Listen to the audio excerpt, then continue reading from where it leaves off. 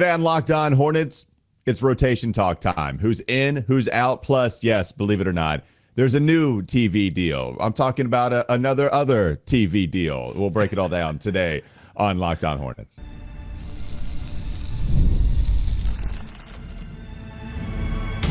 You are Locked On Hornets, your daily Charlotte Hornets podcast.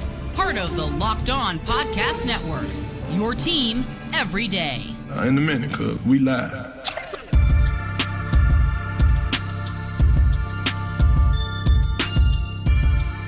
It's Locked On Hornets, part of the Locked On Podcast Network. It's your team every day. Thanks for making us your first listen. We're free. We're available anywhere you get your pods, and that does include YouTube. By the way, today's episode is brought to you by Gametime.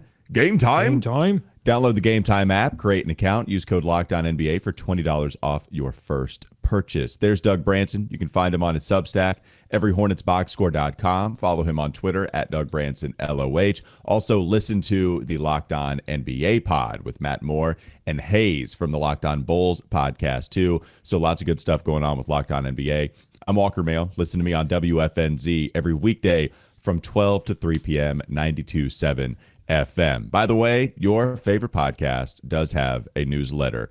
It is the Locked On Hornets daily newsletter. One stop for ultimate team and league coverage delivered right to your inbox. All you have to do is sign up for free now at LockedOnDaily.com. That's LockedOnDaily.com and start your day with the all-new free Locked On Hornets newsletter. Right now, it's one of those infomercials that say if you dial in now in the next 7 minutes, then you get it for free. We'll say this today, but also we're going to have that same exact read tomorrow. So if you don't do it now, just set your alarm for 8:45 a.m. whenever you're listening to it, whatever. So anyways. Call me now, please. Let's talk about the rotation. Rotation talk, baby. We recycle this topic probably, once a week with everything changing. But Doug, I mean, I'll make it exciting. So, because recycling doesn't sound exciting. It's important for planet Earth. It doesn't sound exciting. So instead, we're going to say we're going to take a trip back to rotation station. Choo choo, chugga chugga chugga chugga. That sounds a lot more exciting than the way I phrased it. But I was going to try to give you just at least a little sales pitch as to why this is exciting, specifically this year, because the rotation has changed so much. Yes, because of injuries, not so exciting, but also because Charles Lee is trying to figure everything out. And there are little subplots with all of these players. You have Tidjane Salaun, who is a rookie, who was a raw prospect, but was ahead of schedule and then got some minutes, but now he's out. Okay, roller coaster. You have Vasa Micic. Awesome find last year. Really helpful, especially in the last month of basketball. Goes to the Olympics, plays well, actually balls out with Nikola Jokic, comes here. Oh, God. Summer League? It'll fix. Oh, regular season? Oh, he's back. Oh, God. Nothing good. A roller coaster that just goes down the whole time. It's just a descending roll. It's the drop zone. That's what the Vasa Micic ride is all about. So here we are with other players in and out of the rotation. Let's start with the rookie, Doug. Tidjane Salaun was benched after finding some rotation minutes early in the season. He even got a couple starts. What have you made of the way Charles Lee operates with his rookie that he drafted 6th overall? Yeah, benched. He still maintained. He was benched essentially from his starting role. He did in that last game against the Magic. He did almost get 21 minutes, and so he just went back to his role on the bench. And after the game, Lee said, "I actually talked to Tidjane about it. It didn't necessarily have as much to do with his play, but I do think he's been getting better and better at helping us. It just felt like in a cup game on the road, there's been a little bit of a trend, I would say, of our first quarter starts. So I just wanted to have a veteran out there that brings a little bit of extra stuff to his game, understanding who he is already offensively and that defensive savvy that Grant brings to the lineup too. I thought it was a good roster balance tonight." And that end quote. And so what will be interesting is if this extends into their next game on Saturday, which is not a cup game, against the Milwaukee Bucks. And with all due respect to the new coach, I think it does have to do with Tidjane's play, because if he were playing better, then he would have still been in the starting lineup for that NBA Cup. But the bottom line is he's playing like what you would expect a raw prospect who is one of, if not the youngest player in the league, was certainly the youngest player drafted. and he looks every bit of it. Like he's giving max effort out there, but he's running like dribble handoff plays with LaMelo and then running in the same direction as LaMelo. And so LaMelo doesn't know what to do, and Tidjane doesn't know what to do. He's still taking the wild shots that we saw in his tape from his French league days that you go, oh God, that is not a great shot. And more importantly, it's not falling as frequently as it was when he was doing some good things on the bench and his 3-point shot was falling. So all that to say, like, I think putting him in the starting lineup, honestly, was unfair. Like, I don't think he was ready for that. I don't think they should have started him, to be perfectly honest. And if they were healthier, he would be in Greensboro right now. Well, if you care about this being a big, I don't know, I don't think it was disrespectful to put Tidjane Salaun in the starting lineup and then bring him back to the bench, right? Like he said, I talked with Tidjane. We had a conversation about him going back to the bench, and it wasn't because of his play. Yeah. Did everyone understand each other in that conversation? Did they need a translator? I want to make sure that Tidjane understood everything that was happening here. This is your 8th, 9th game in your NBA career. It's okay if you go back to the bench. It's amazing if you start. That's gravy. If you go back to the bench, that's fine. I don't think that I'm worried about the disrespect level towards Salaun, which is weird that Charles Lee, I don't know, I know he was asked about it, but this is totally fine. I don't mind the experiment to put him out there because you needed size. Salaun isn't starting if Nick Richards is still rolling out there, right? Like that would be a Nick Richards role. That would be Miles Bridges, I should say. If you had some size in the front court and you weren't down Mark, Nick, and Miles, then Salaun wouldn't be starting. But you need to find something because Taj Gibson, when we've seen him out there, God bless him, looks cooked, okay? We saw a couple times where Taj Gibson just didn't know how to basket. He knew how to basketball. His body would not let him basketball anymore on a couple of those possessions against the Magic. So I thought it was fine for Lee to throw somebody young out there and say, okay, maybe Salaun hits some open shots. Maybe he just runs in like a bull, gets a couple of rebounds, maybe some offensive rebounds, second chance opportunities, and maybe that helps us. That's more so Musa, not so much Tidjane at his spot, and Tidjane's going back to the bench while still playing significant minutes. So I'm fine with the way that Charles Lee has handled Salaun, and it's appropriate the way that he's handled Salaun. I again, putting him out there, we guessed it, Doug. When Miles was out, we said expect a lot more Salaun minutes. I didn't know that he would start, but I did know he'd play significant minutes, and sure enough, he does start, and everybody got excited about it. And I think they did get off to a little bit of a better start. Went on an 8-1 run at the beginning of that first quarter and then allowed an 8-0 run. But still, I thought those minutes, particularly then when they subbed Taj out for Moussa Diabate, then they go on another little mini run in that first quarter. So it was a much better first quarter against Orlando than we had seen in the previous couple of games. And again, to me, that's all about offensive rhythm. And you the back half of that quote, I think, is the most important, where he's saying that Grant Williams understands who he is offensively. Tidjane does not. And defensive savvy that Grant Williams brings to the lineup. That comes with experience. Like that's just not, Tidjane doesn't have that. I'm actually very high on Tidjane. I'm just high on him like 2 or 3 seasons from now, not this season as a starter. He's just not ready. Yeah. What I think they should do, honestly, is give, this is crazy, but I think they should give Moussa Diabate a look in the starting lineup. The problem is, what do you do then when you break the lineup? You go back to Taj. Do you just, ask, or do you, maybe you go Moussa instead of Grant and then let Grant be, your bench scorer? It's just, every time I think of something, I'm like, oh yeah, but so then I get it. I'm like, oh, this must be what Charles Lee is going through. Every time he thinks, oh, I could do this, it's like, oh yeah, but what happens when I break the lineup? What happened? It's a tough puzzle to solve when not only are you injured, and we've talked a lot about this team being injured. That's not really the problem because, again, a lot of teams in the league right now are dealing with injuries. It's a huge issue for the league in general. It's that this team is not talented. It's not the depth of talent on this team is not very good, and they haven't looked to improve it in the past couple of seasons other than the draft. And so they're running behind the rest of the league. So when they have 2 or 3 injuries, it's devastating to their ability to put a functional rotation out there for 48 minutes. Yeah, the injuries have been concentrated to one area of the court. I think that's the issue. You're talking about a front court that's injured. So Miles with size, Mark Williams, Nick Richards, centers. That's the issue. And also, I know a lot of other teams have been injured too. But when you have all those guys out and then you add Trey Mann and then you add Cody Martin to the injury report with the illness and you have a week without Brandon Miller and they still navigate a 4-6 first 10 game record, to me, I'm fine with that. What else could you reasonably ask for wins losses wise than a 4-6 record with everything that they've gone through to this point? So I'm fine with that. By the way, it's not crazy at all if you want to start Diabate.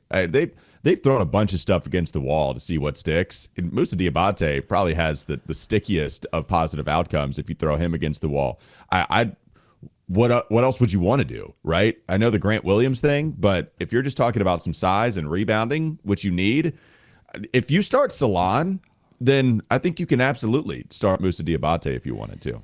Again, if you look at this Magic game, if you go to the game flow on popcornmachine.net, when they put Moussa, because what they're doing right now, or at least what they did in the Orlando game, is essentially there are 2 starting lineups that play generally equal minutes. You've got the starting lineup with Taj, and you've got the starting lineup with Moussa, because Moussa will spell Taj while the 4 remaining starters are out there for, 2 to 4 extra minutes. And so that 2 to 4 extra minutes is when in the game against Orlando, they made an 8-2 run, and in the third quarter, they made a 7-1 run. And so, yeah, I mean, those are indicators right there that there's some good pairing. And Moussa, and that wasn't just like Moussa coming in and then LaMelo going off. That was Moussa having an impact on the game. So yeah, I'm with you. And by the way, before I get the YouTube comments, this is Apple Juice. These rotation station has not driven me to drink moonshine at 8 a.m. in the morning. The mason jar. Okay, maybe you could sell me if it was anything other than a mason jar. I understand where the confusion could happen, but it's apple juice. It helps dry the saliva in the mouth. Do I see sticks of cinnamon in that? Anyways, all right, let's move on to coming up next on the Locked On Hornets podcast. Bees everywhere! Have some finishing Diabate thoughts. Also, we'll get to Vasa Micic, who did enter the game their last outing. What do we make of his performance? We'll get to that in just a moment right here on Locked On Hornets. All right, it's moonshine. This episode is brought to you by Gametime. Moonshine. Gametime. Gametime has a new feature called Gametime Picks that makes getting tickets to see your favorite teams play live even easier. Gametime Picks filters out all the fluff to show you only incredible deals on great seats so you don't have to waste time searching through thousands of tickets. Plus, we've gone through all the benefits. I love Gametime. Gametime Picks, not only does it make it easier to save more on sports, but also concerts, comedy, theater, and more. Toggling the all-in pricing feature shows the total up front with no surprise fees at checkout. You can get a panoramic view of your seat in the app before you buy, and Gametime will credit you 110% of the difference with their lowest price guarantee. Awesome stuff from Gametime. Take the guesswork out of buying tickets. We don't need that. Take the guesswork out of buying tickets with Gametime Picks. Download the Gametime app, create an account, use code LOCKEDONHornets for $20 off your first purchase. It's Locked On Hornets now. Terms apply. Again, create an account, redeem code LOCKEDONHORNETS. Locked On Hornets for $20 off. Download Gametime today. What time is it? Game time. Game time. More Locked On Hornets ahead.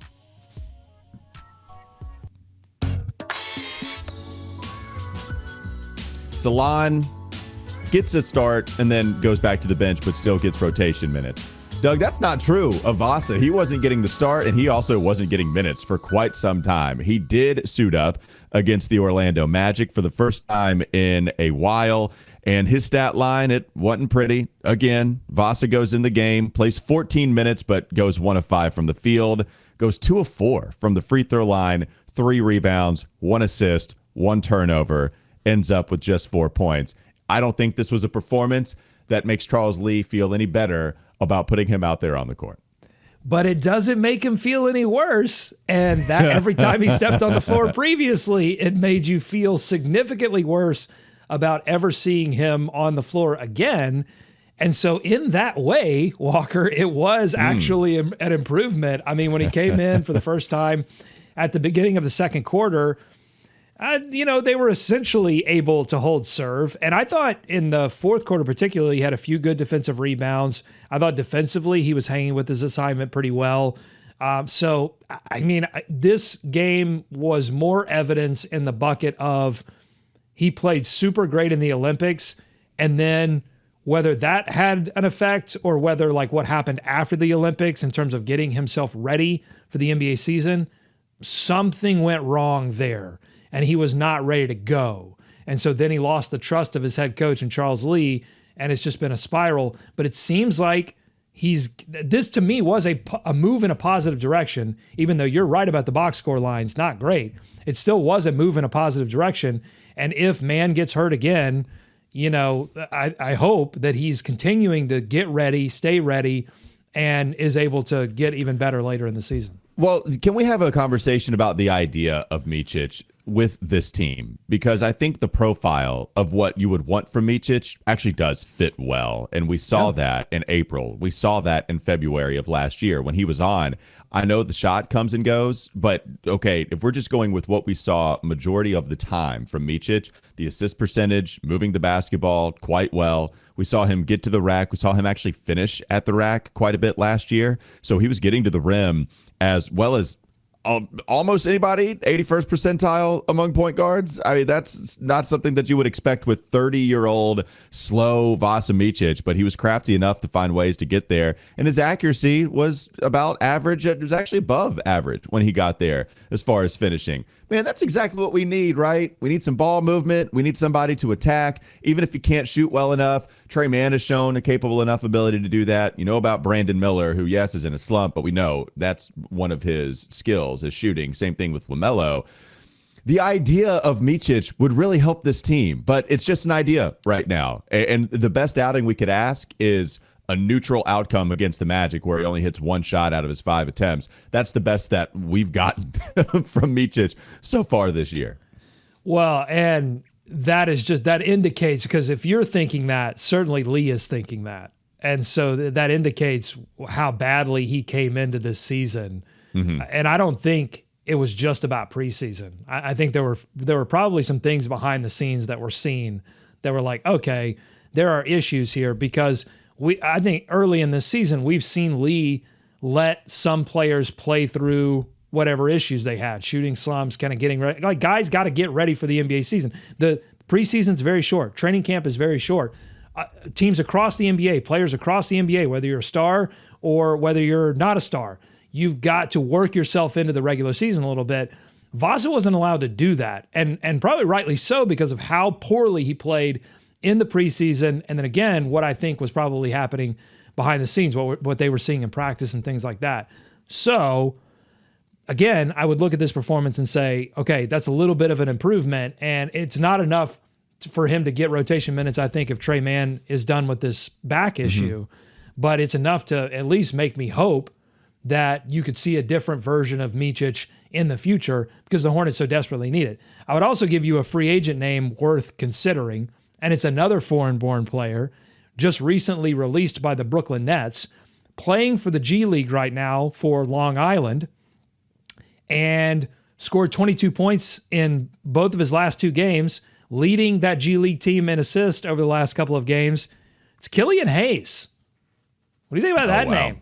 Give Killian Hayes a shot. I mean, you're in a season that is not looking great in terms of postseason play. Particularly if Mark Williams is going to have an extended absence, then I don't know why you wouldn't give a guy like that a shot. And it fits the profile of maybe what you need here. Yeah, just a straight ball mover is what Killian Hayes is, right? Because you're not worried about the scoring at all.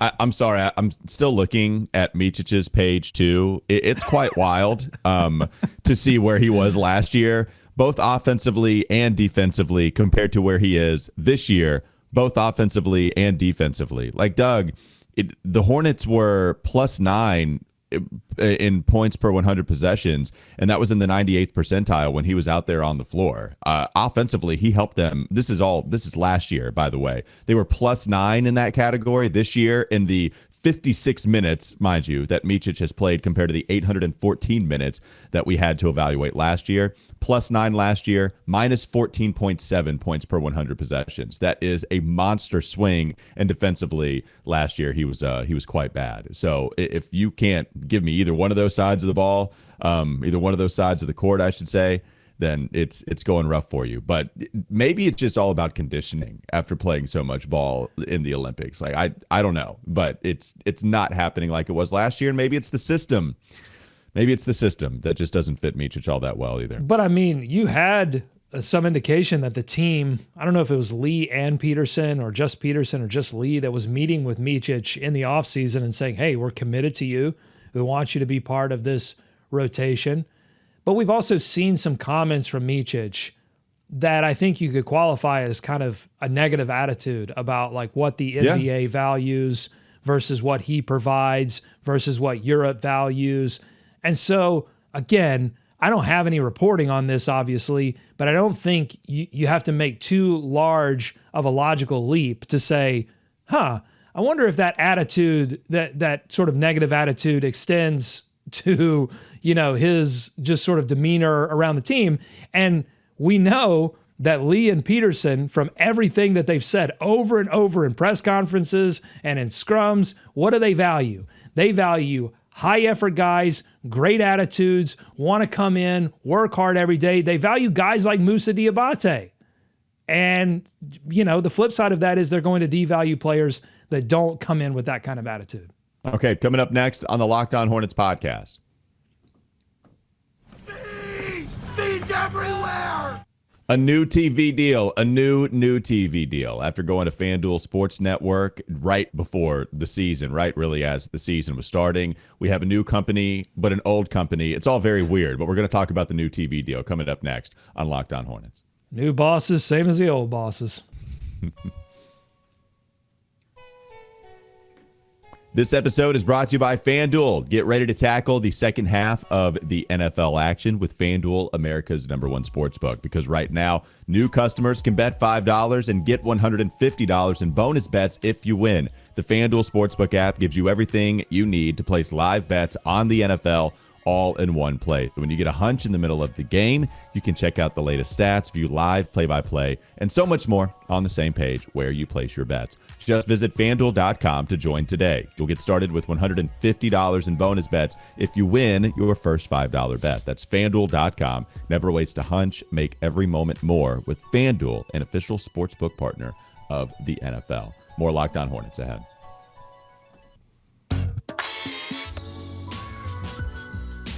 The Hornets, really, Diamond Sports Group, all of it, Doug. FanDuel Sports Network, we are changing hands, except not really once again. Amazon Prime is now in the picture. Tell the people what we have here with the new TV deal, Doug.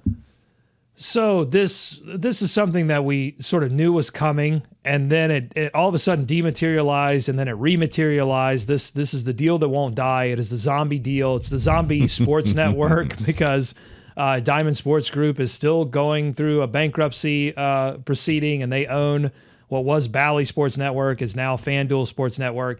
Anyway, they've reached a deal with Amazon, and so the FanDuel Sports Network RSNs at some point in the future will be available via Prime Video as an add-on subscription for customers living within each team's designated geographic area. So if you are outside of the Charlotte Hornets viewing area, which is most of North Carolina and South Carolina, then you are out of luck. You are not going to be able to access this via Prime Video unless you have some fancy computer wizardry that allows you to make that happen. I don't know anything about that.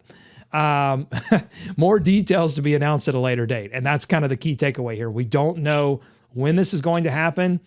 I doubt that it's going to happen this season. I think this is something for like 2020, opening of the season 2025.